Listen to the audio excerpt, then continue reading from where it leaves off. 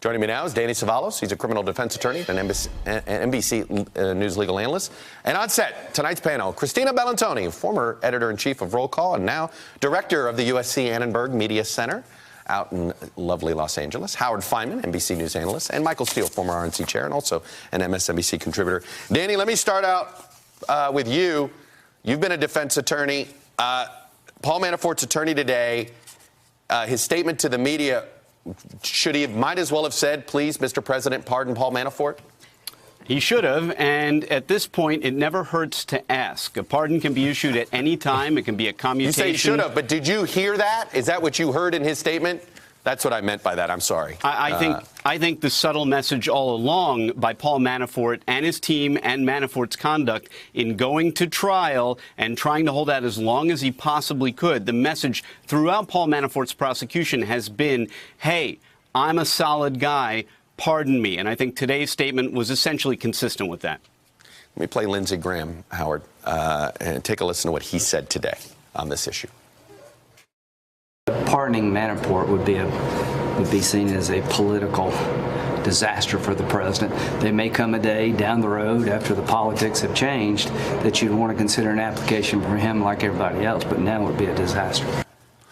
When would it not be a political disaster? I guess if it's President Pence that did it or something, I don't know. By the way, I want to say cornering somebody in the elevator is always a great move. Great move. Great move. Kudos to my team, yeah, team.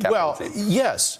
But interestingly, everybody's giving Speaker Pelosi props for holding back on impeachment, for saying, essentially, let's take it to the American people. We don't want to play into Donald Trump's hands by forcing the whole conversation to be about impeachment. Mm-hmm. Well, if Donald Trump wants it all to be about impeachment, which oddly enough, he might. Pardon Manafort. Pardon Manafort. Yeah. And by the way, I was told a year and a half ago by one of Manafort's best friends, somebody known for 40 years, that the whole game was not to flip and to get a pardon. And that sort of looks like... Christina? Apparently not. By the way, I mean, I don't mean to bury the lead here, but isn't the lead Manafort never flipped? Yeah. Apparently not. No, I know, but we're not looking at it that way, but there is a point. It sobered me up like, well, Manafort never flipped. Sure didn't. But, you know, it's also a very long process. This is going to go on and on and on and on. He isn't even going to be arraigned on these new charges for weeks. But I want to go back to what Graham said, because he stressed he can file an application like everyone else. This is a president who has not gone through the normal vetting procedures for presidential pardons, right? They're supposed to be reviewed by a team. They are taken very seriously. They are not a free pass. They are a check on the justice system. Sadly, the words normal procedures don't apply to Donald Trump. No, I think we get past the what, if, when, and just kind of go, he's going to do it. I think you make the best point that there's political upside in his doing, the president pardoning Manafort, because he can use it as a cudgel when folks come after him from various angles. And that's part of the deal. Look, you know, Actually, doesn't he have to pardon Manafort? Let me give you a reason why. If you truly believe it's a hoax, right? Then actually, the president has to. Right, exactly. Actually, if he doesn't, isn't he admitting it's not a witch hunt? He's admitting it's not a witch hunt. And I mean, I don't mean to use backwards logic. No, but using backwards logic is forward logic. I did ban logic in my staff meetings. That's all right. That's all right. No, Chuck, I think that is exactly right. I think that's exactly the calculation, the way the president sees it.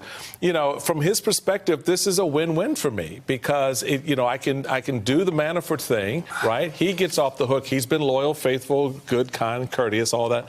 Good Boy Scout stuff. And I also have now a political hammer that I can use when they come after me, right? Mm-hmm. So, and I'm a bit consistent. I thought this was a witch hunt, to your point. So, yeah, I'm going to pardon the guy. You got to check with the Senate.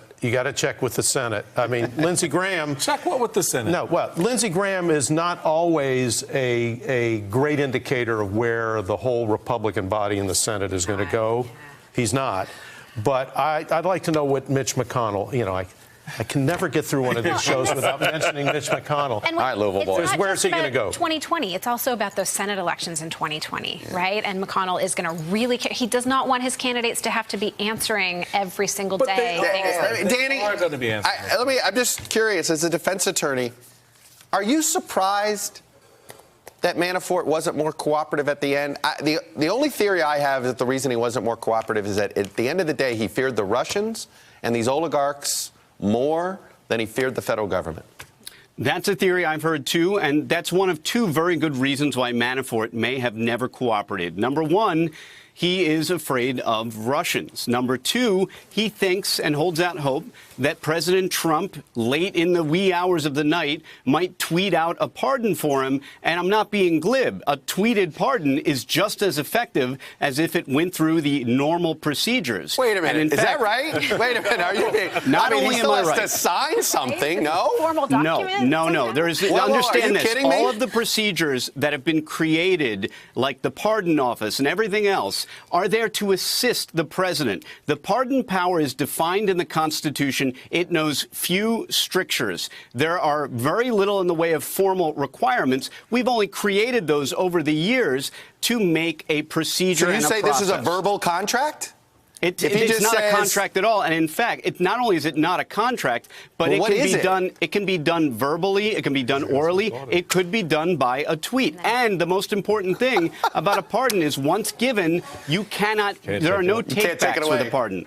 Yeah, None. It's the Pardon, purest form of executive God power. love you, Danny, that you've introduced this into here. A pardon by tweet. I guess it would be the You most laugh, appropriate. but it's coming.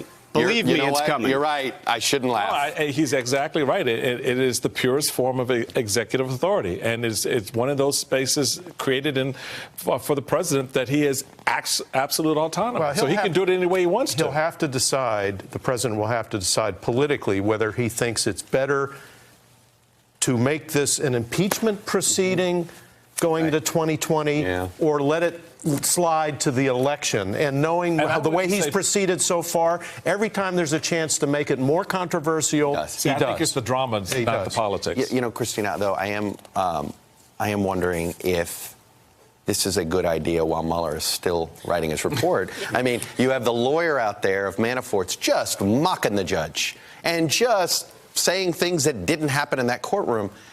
And you got to wonder, let's say you're Mueller and you're sitting there going, I have enough for obstruction. I don't know. Who knows what's going in his waiting head? to see what's gonna But- happen. But I got to think he's not submitted anything yet. Should you be taunting Toro? I mean, no, absolutely not. But at every level, I mean, all the actions Roger Stone has taken, you shouldn't be doing either. I mean, the whole thing is so weird. It's like we're living in an alternate reality, which I know we've said a million times, because we are.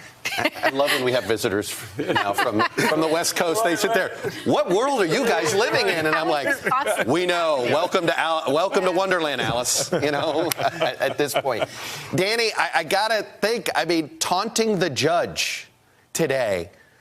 Mueller, you can't tell me he doesn't hear those things. He does hear things. Prosecutors are human.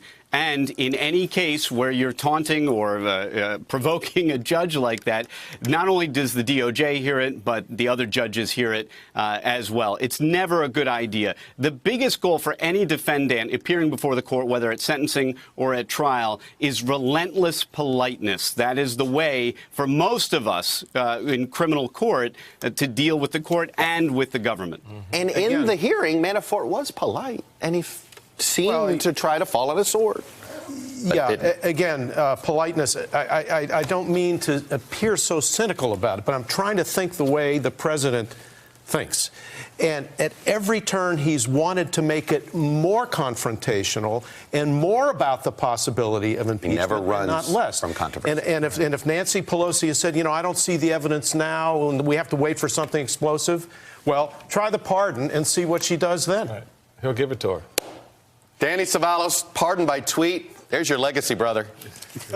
When it happens, we will know. You will have a permanent Wikipedia page on that one. Anyway, thank you, sir. Hello, YouTubers. If you're watching this, it means you've checked out our channel, so thank you. Now do me a favor. Subscribe by clicking on that button down there. Click on any of the videos to watch the latest interviews and highlights from MTP Daily and MSNBC. You can get more Beat the Press content every morning in the First Read newsletter. If you're tired of content that you don't know anything about where it came from, you don't have to have that problem with us. NBC News, MSNBC, MTP, and the Meet the Press mindset right here for you on YouTube. Subscribe now.